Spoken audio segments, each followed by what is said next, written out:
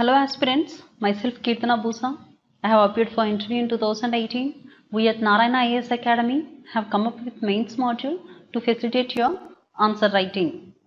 Important topics for the coming mains 2019 are picked, and all the important points required to cover the topic are provided in a simple and lucid manner. We are taking these points from multiple sources so that you will get sufficient points to use in the mains exam. We are also taking extreme care to provide good structure to the topic. Hope our efforts will benefit you.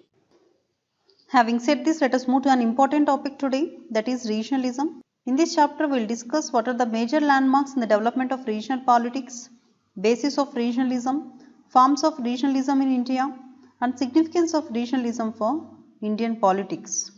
Regionalism is a pre-independence phenomenon. It became predominant in post-independence period. The politics of regionalism started with the implementation of constitutional reforms under Government of India Acts 1909, 1919 and 1935. For example, establishment of Justice Party in Madras and to a lesser extent Akali Dal in Punjab are examples of emerging regionalism in India. After independence, there are four major landmarks in development of regional politics. What are they?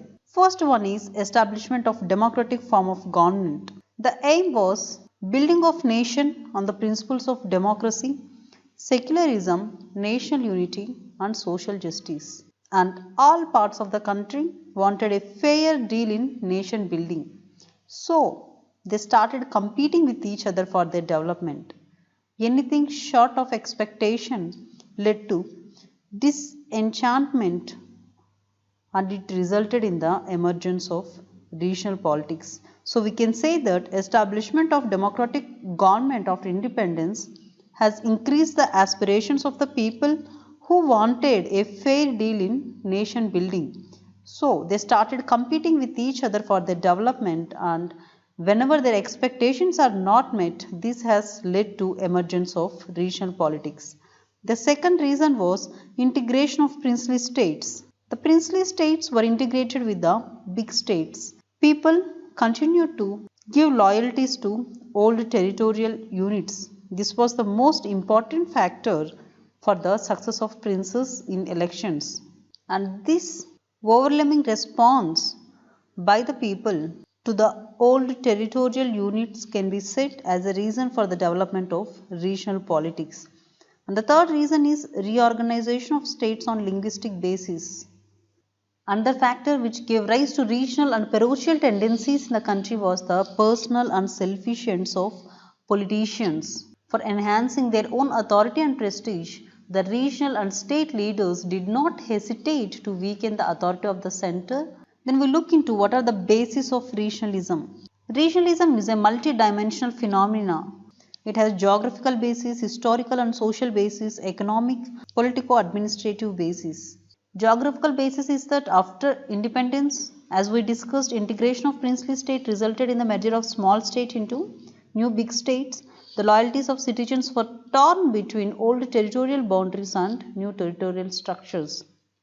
And this was the major factor for the success of the princes in elections, particularly when they contested from their former territories in the newly created states. And the second reason is historical and social basis. Historical and social bases constitute the bedrock of the politics of regionalism.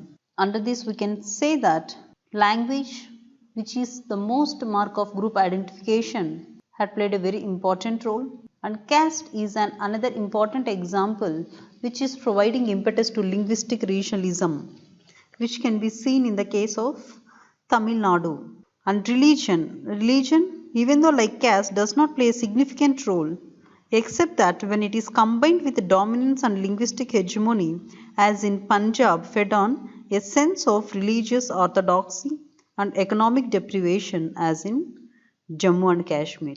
So, language has been the basis for the regionalism under historical and social basis, but caste and religion reinforced this. Examples are Punjab and Tamil Nadu. Economic basis. Economic factor is the crux of regional politics. India is a developing country. The resources are limited while the demand for resources for the development of various regions is unlimited. And the economic policies have led to regional imbalances and wide economic disparities among various regions, resulting in discontentment among them. Hence, we can say that most of demands for constituting new states were primarily based on unfair and unequal distribution of development benefits and expenditure in multilingual states. For example, movement for a separate Uttarakhand state in hill districts of UP and a Jharkhand state has been carved out of parts of Bihar. The demands for separate states in these instances are mainly on the belief that these regions have been economically deprived by their respective states. Economic factors have usually assumed prime importance in regional politics. Then comes the politico-administrative basis. Politico-administrative basis of regionalism is also important, but we can say that politics as such does not create regionalism. It only accentuates, that is, reinforces regionalism. Politicians take advantage of the situation of these regional discontentment and unrest. For example, the survival of regional parties like DMK, Akali Dal, Jharkhand Mukti Morcha is due to the regional sentiments. Then what are the forms of regionalism in India? Regional politics has taken mainly four forms. One is demand for state autonomy. The first and most challenging form of regional politics was demand of people in certain states or regions to become an independent sovereign states.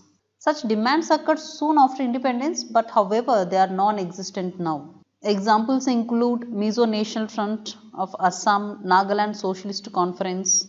This is also from Naga Hills district of Assam. Then the second form is supra-state regionalism. This implies that more than one state is involved in the issue of regionalism. It is an expression of group identity of some states. They take a common stand on the issue of mutual interest vis-a-vis another group of states, and this group identity is in relation to certain specific issues. For example, the grouping of northeast eastern states for greater access to economic development, as well as rivalry existing between South and North India on issues such as language or location of steel plants, refers to the suprastate regionalism. Then interstate regionalism. It is related with state boundaries and involves overlapping of one or more state identities which threaten their interests. For example, river disputes in general and other issues like Maharashtra-Karnataka border dispute in particularly can be stated as interstate regionalism. That is, it is related with state boundaries as well as overlapping of one or more state identities. And the fourth one is intrastate regionalism. This refers to regionalism which exists within a state of the Indian Union. It means the desire of a part of a state for the identity and self-development. The important examples of this kind of sub-regionalism are Vidarbha in Maharashtra, Saurashtra in Gujarat, etc. Then what is the significance of regionalism for Indian politics? We can say that regionalism is not significant merely as disintegrating force. Regionalism is not opposed to national integration. Regionalism and national integration both can exist together in a creative partnership, and both are in favor of development. Let us look into the below points. Regionalism stresses the development of a region and national integration for development of nation as a whole. Because if you want to reconcile the claims of regionalism and national integration, the political system of the country should remain federal and democratic. This shows that regionalism helps us to maintain the system as federal and democratic. It also provides conducive environment for national solidarity. Regionalism is not disruptive of national solidarity. The important condition for national solidarity is that the nationalism should be able to hold the different types of subnationalities together. In other words, there should be a healthy reconciliation between the regionalism and nationalism. Hence, we can say that it provides conducive environment for national solidarity. Regionalism can make federalism a great success because it reduces the centralizing tendency in a nation and the power will shift from center to the state. So, regionalism and sub-regionalism are unavoidable in a country which is as vast and as diverse as India. Their existence is not only an important condition for the expression of genuine national sentiment, but it is logically generated because of the establishment of the nation state. So, regionalism per se is not bad, but the extreme end is difficult to hold the nation together. Hope this video is helpful. Thank you and all the best.